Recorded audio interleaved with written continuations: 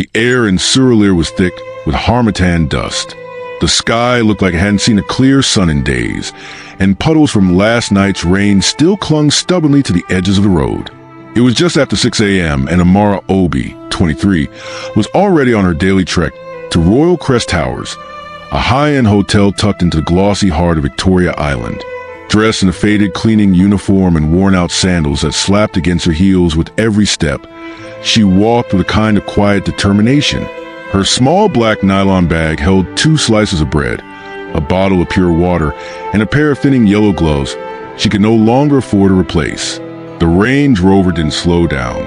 Instead, the tinted window rolled halfway down, revealing a woman in a sleek designer outfit, full lashes, and deep red lipstick. Her voice was laced with contempt. "Next time, stand somewhere else," she sneered, letting out a laugh before zooming off.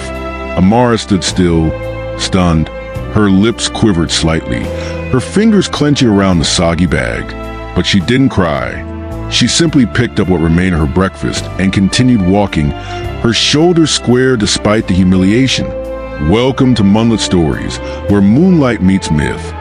Love timeless tales? Then hit like, subscribe, and join the circle. Every story begins with you. Across the street, a black Prado SUV idled quietly. From behind a tinted window, Damelaire Dare Ogunlai, tech magnate and billionaire CEO of Ogun Tech, watched everything. He had seen the splash, the cruelty, the shame, and the strength. His voice was calm as he spoke into his phone. "Find out who that girl is. I want to know everything." By the time Amara arrived at Royal Crest Towers, the sun had begun its slow rise, casting faint orange streaks across the sleek glass of the hotel's grand exterior. She slipped through the staff entrance, careful to avoid the curious stares of security. Her once clean uniform was now stained brown with drying mud, and each step produced a faint squish from her soaked sandals. Amara nodded silently, the words caught in her throat. She walked into the changing closet where her colleagues were gathered, Bose and Ketchy and a few others. They looked her up and down, their gazes flitting between pity and mockery. No one said a word. No one offered help.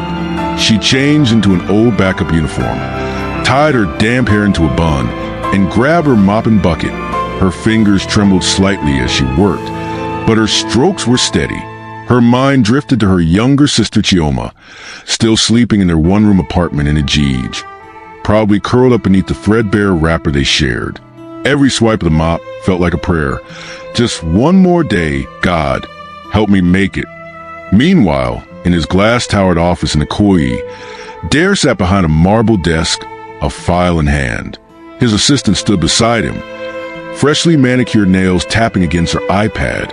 Her name's Amara Obi, 23, works 2 cleaning jobs, lives in Ajij, lost her mother 2 years ago, taking care of her kid sister alone.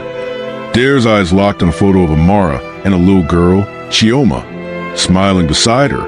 His gaze softened. "She didn't deserve that," he murmured. "Should I step in?" his assistant asked. Dare shook his head slowly. "Not yet. Let's observe for now." That afternoon, the city hummed with its usual chaos. Horns blaring, danfos shouting for passengers, and the ever-present Lagos heat settling over the streets like a heavy cloak. But inside Royal Crest Towers, the world was different. Air-conditioned halls gleamed. Marble floors sparkled. Guests floated about, dressed in tailored clothes and speaking with clipped accents. Amara mopped near the lobby, her uniform clinging to her skin. She hadn't eaten more than a few bites of bread that morning, and her stomach growled as noon approached. When the break bell finally rang, she headed out to the back of the hotel. Behind the building near the generator room, there was a small crate where she usually sat. She unwrapped what remained of her soggy bread and took a sip from a bottle of lukewarm water. As she chewed quietly, a man passed by, phone in hand, dressed in a simple kaftan and baseball cap. He paused briefly, pretending to scroll, but his eyes were on her. Damelaire, unrecognizable in his casual wear, watched the young woman sit with so much grace despite so little comfort. He observed the way she checked her phone nervously, perhaps looking out for a missed call from her sister. There was no makeup, no performance, just a quiet strength that reminded him so vividly of his late mother. He walked on without saying a word, but the seed of an idea was already taking root in his mind. The next morning, Amara arrived early. The sting of yesterday's humiliation still lingered, but she reminded herself, every day is a new fight. As she opened her locker in the staff hallway, something unusual caught her eye. Inside was a small brown paper bag. Cautiously, she opened it. Inside, a fresh sandwich wrapped in foil, a new pair of yellow cleaning gloves, and a neatly folded note. To the girl who worked with grace, even when the world isn't kind. Amara stared at the note, her eyes widening. She looked around, but no one was near. She hadn't received a kind gesture in months. Slowly, she unwrapped the sandwich. It was warm, soft bread, eggs, tomatoes, sausage. She hadn't tasted anything this comforting in weeks. For the first time in a long while, Amara smiled. Far away, Dare watched the hotel's internal camera feed, courtesy of a tech contract Tech had with Royal Crest. As he saw her reaction, a small smile formed on his lips. Small steps, he whispered to himself. The air on the VIP floor of Royal Crest Towers carried a different scent. Imported perfumes, freshly cut lilies, and power. It was a place reserved for dignitaries, celebrities, and business moguls. Cleaners rarely stayed there long. Only the most trusted staff were allowed. So when Mr. Akinlade summoned Amara that morning with a clipboard in hand, she assumed she was in trouble. Amara Obi, he called. She rushed forward, heart thumping. Yes, sir? He didn't look up. You've been reassigned. Effective immediately, you'll handle maintenance and cleaning on the VIP floor. Amara blinked. Sir, I didn't apply for... It's been approved, he interrupted. Better pay.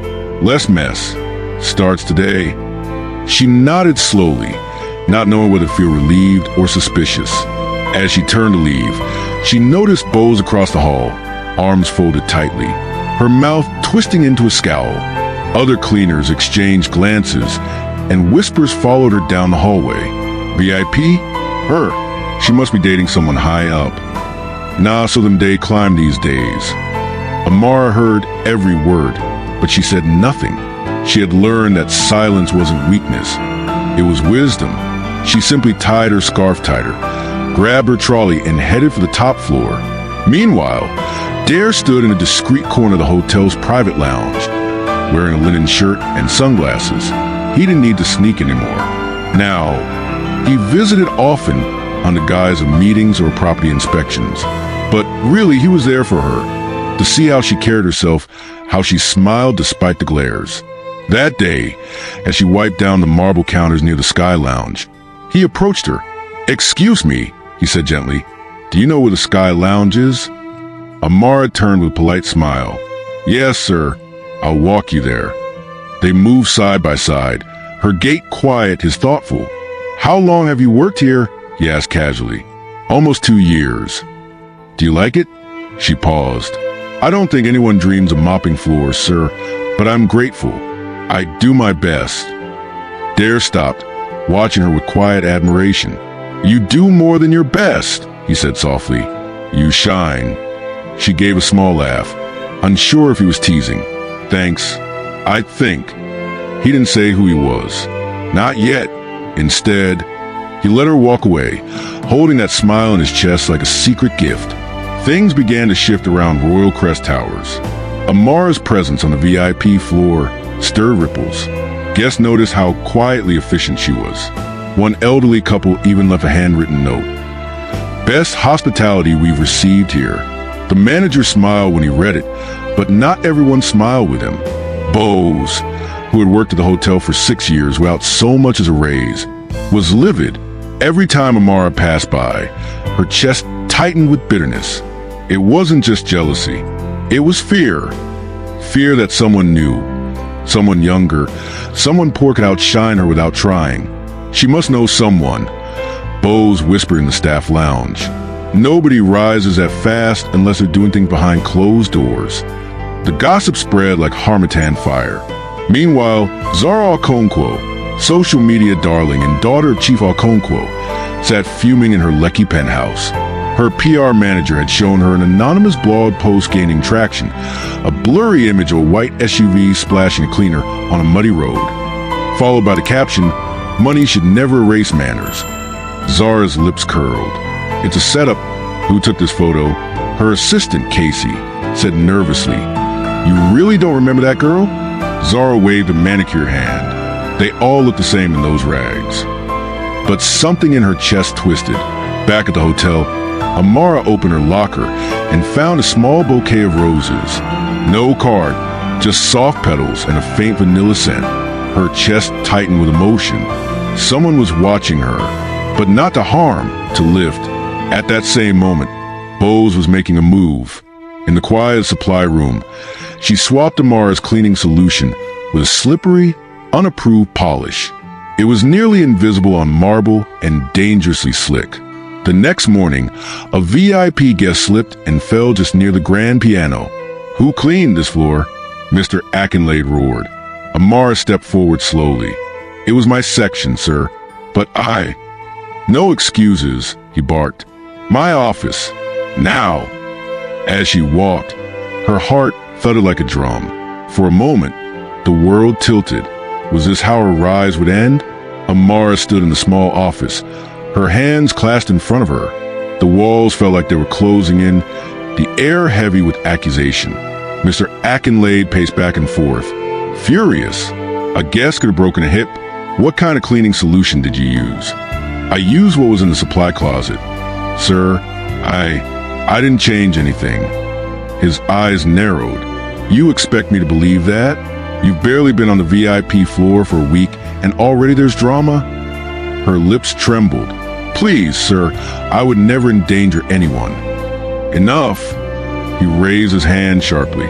"Go home for the day. I'll have to report this to management. You may be suspended pending review." The words pierced her like knives. Suspended? Her rent was due. Chioma's school fees were pending. She couldn't afford a single day without work. She left the office, tears stinging her eyes but not falling. Not yet. Elsewhere, Damelaire was reviewing the hotel's daily operations on his iPad when he received a message from his assistant. "Incident reported. Guest slipped. Cleaner blamed. Might want to check security feed." He didn't waste a second. Within minutes, Dare was in the control room with hotel security.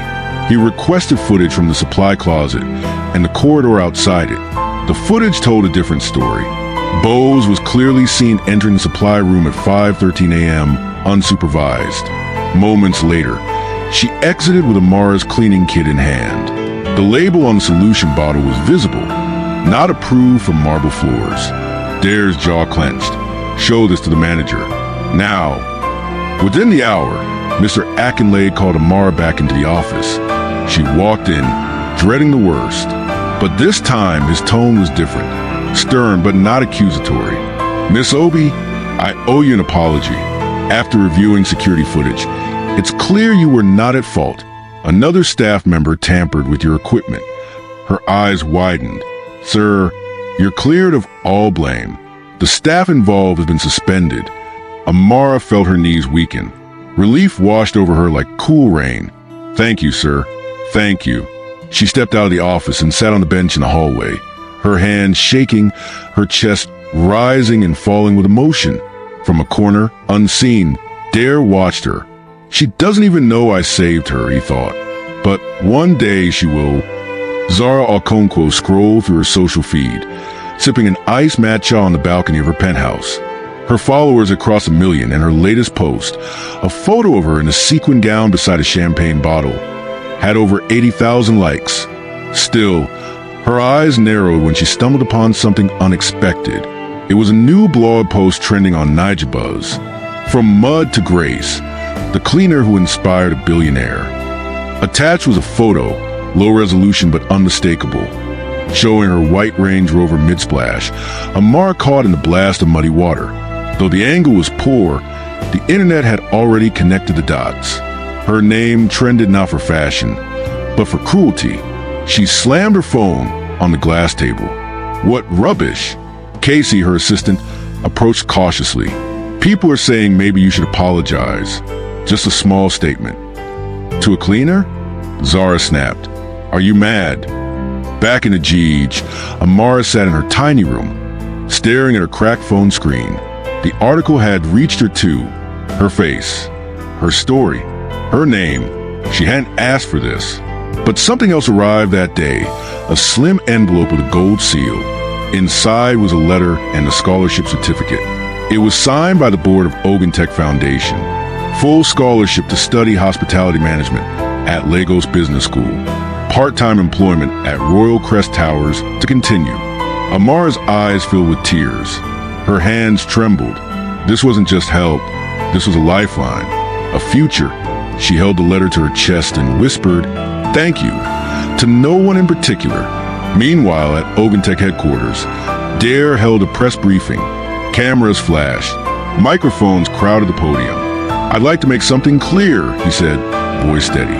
"Amara Obi is not a gold digger. She is one of the most hard-working, honest, and graceful people I've encountered. She inspires this company's values." Journalists scribbled.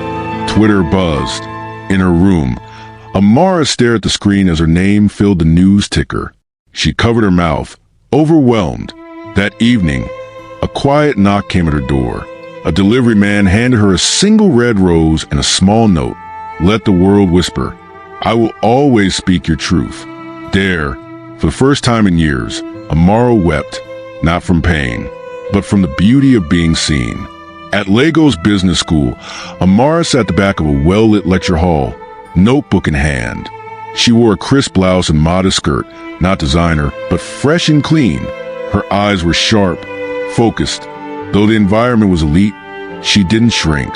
She listened, took notes, and asked questions that impressed even her lecturers. Outside school hours, she continued working part-time at Royal Crest Towers. But now, things were different. Managers greeted her with respect. Guests remembered her name. Even her suggestions were considered in staff meetings. Amara had transitioned from invisible to indispensable. Still, she remained humble. Every evening, she returned to GH, to her tiny apartment with its peeling walls and flickering bulb. There, Chioma would jump into her arms, giggling. "Auntie Amara, are you going to be a madam soon?" Amara would laugh. "Maybe, but I'll always be your big sister first." Meanwhile, the ripples of her rising continued. Zara, now facing backlash over blog exposure, tried to fight back. She paid an online tabloid to post a story titled, "From Cleaner to Climber, is Amara Obi seducing her way to the top?" The article was venomous. It suggested Amara's rise was calculated, that she had orchestrated it all to trap Damilare Ogunlai. The post went viral, and for a day, the whispers returned. Staff at the hotel began exchanging glances. Even a few classmates at school raised eyebrows. Amara saw the article during her lunch break. Her chest went cold. Doubt crept in. She quietly gathered her things and left early, unable to face more stares. But Dare was not about to stay silent. The next morning, he held a second press briefing. Cameras rolled. Live feed streamed. "This will be my final comment," he began. "Amara Obi did not pursue me. If anything, I pursued her, not with romance, but with admiration. She reminded me of the kind of integrity I lost sight of in my own climb." He paused. "If you think she's rising too fast, perhaps you've forgotten how quickly we fall when we lack character." The room erupted in applause. Back in the GH, Amara watched on a borrowed neighbor's TV. Tears rolled freely. This time, it wasn't just about being defended. It was about being valued. A soft wind danced through the rooftop garden of Royal Crest Towers. The city lights of Lagos blinked below like distant stars. Amara stood barefoot on the tiled floor, holding a glass of Chapman in one hand and her scholarship certificate in the other. The gala was in full swing below. Tonight marked the hotel's 10th anniversary, and the guest list included governors, celebrities, and CEOs. Yet none commanded more attention than Amara Obi, the girl who once cleaned the floors and now stood as a symbol of resilience. Her gown was simple, sky blue silk, no jewels, no drama, but the way she walked made heads turn. She didn't need validation. She had found something deeper, worth. Damilare stood a few feet away, dressed in a charcoal suit with a soft smile tugging at the corners of his lips. His eyes followed Amara with quiet pride. He hadn't proposed, not yet, but everything in his demeanor said she was already the center of his world. Later that evening, the hotel director called Amara to the stage. For grace under pressure, for excellence and humility, and for reminding us what humanity looks like, we honor Amara Obi. A standing ovation followed. Even those who once whispered about her now clapped with respect. Amara stepped forward, heart thudding. She took the mic, looked out over the sea of faces, and smiled gently. A year ago, I was just a girl trying to get to work. A splash of mud changed my life. Not because it broke me, but because someone saw me and chose not to look away. She paused, eyes landing briefly on Dare. I didn't ask for a miracle. I just kept going. And that was enough. So to every invisible person out there, keep going. Someone is watching, and sometimes kindness echoes louder than power. The hall was silent. Then applause thundered like a wave crashing. At the edge of the room, Zara Alconquo watched, arms folded, lips pressed tight.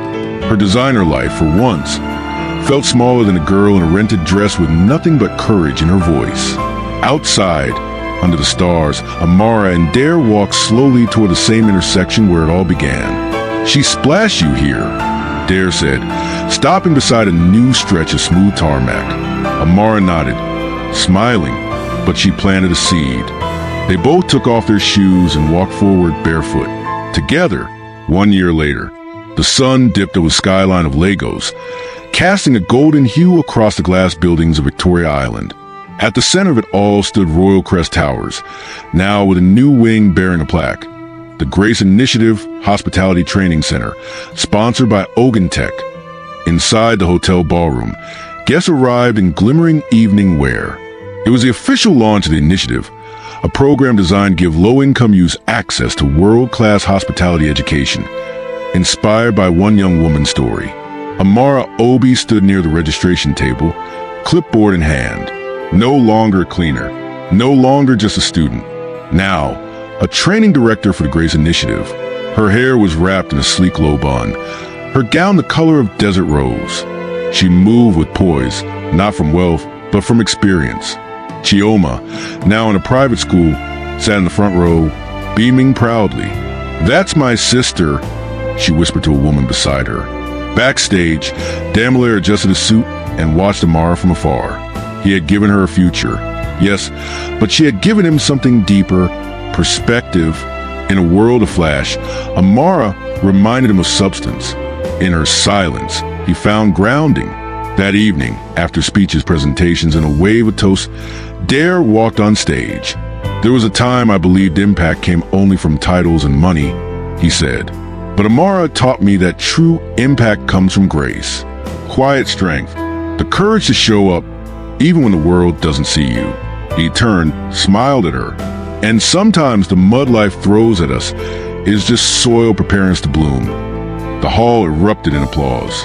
After the event, as the guests began to leave and the music faded, Dare found Amara on the rooftop garden again, standing barefoot on the cool tiles. "Still walking without shoes?" he teased gently. "Sometimes you need to feel the ground," she replied with a soft smile, "to remember where you started." He held out a small velvet box. Amara blinked. Dare, he didn't kneel. Not yet, but his eyes held the question without words. She smiled, eyes glistening. "Yes, whatever it is. Yes." Below them, Lagos shimmered. And somewhere deep in the city, someone else, another girl in old shoes, walked home, holding tight to hope. Because now, she too believed that even mud could lead to miracles.